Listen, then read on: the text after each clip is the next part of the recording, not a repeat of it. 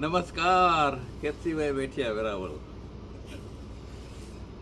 જે બીજું જાણવા મળ્યું અમને કે તબિયત બગડે માણસોની એ ખાવા પીવાથી નથી બગડતી, આ મનથી બગડે, મનથી બગડે. મન જેવું ભાગશે એવી તબિયત બગડશે તરત જ એવી. એટલે જૂના જમાનામાં કહેતા ને કે અન્ન એવું મન, એટલે જેવો ખોરાક ખાશો એવું જ મન થશે. મનમાં જેવા વિચાર આવશે એવી એ જ પ્રમાણે બીમારી આવશે. એટલે સાત્વિક આહાર ખાવાનું કીધું છે ગુરુએ. સાત્વિક આહાર, ચોખ્ખું ખોરાક, એ આ કળિયુગમાં શક્ય નથી. એટલે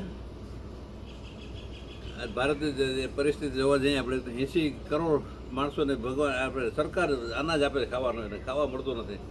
એમાં સાત્વિક મળે કે ના મળે નક્કી નથી એનું કંઈ. 80 કરોડ લોકો એવી રીતે જીવે છે, જે ગરીબાઈમાં જીવે છે લગભગ. બધી સરકાર જ એને જમાડે છે બધું.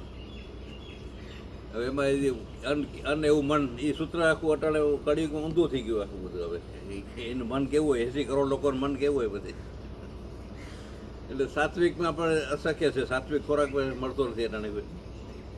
પણ સાયન્સમાં આપણે જોયું, સાયન્સમાં જોયું અમે કે ગમે એ ખાઓ તમે, જેવું સાત્વિક કે અસાત્વિક, વેજ કે નોન વેજ, ગમે એ ખાઓ તમે, પણ ખાતા ટાઈમે જો બોલતા નહીં હોય તમે, બોલવાનું નહીં હોય, ખાતા ટાઈમે ચૂપચાપ ખાશો તમે, તો કોઈ અસર નહીં કરે. કોઈ પણ ખોરાકનો તમે આડઅસર નહીં કરે કોઈ પણ ખોરાક. બધી એની ખોરાક ગમે એ ખાધું હોય બધું પચી જશે. ખોરાક આખું બધું ખોરાક પચી જાય એટલે મન શાંત જ હોય.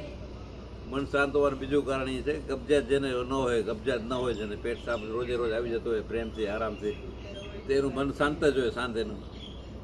જ્યાં સુધી કબજિયાત છે ત્યાં સુધી મનમાં ગોટાળા છે, એટલે મતલબ કે ખોટું ખવાઈ ગયું છે અને મેન્ટેન કર્યું છે ને. ખાતા બહુ ઘણી બધી વાતો કરી છે એને ભાઈએ, એટલે બીમાર પડી ગયો.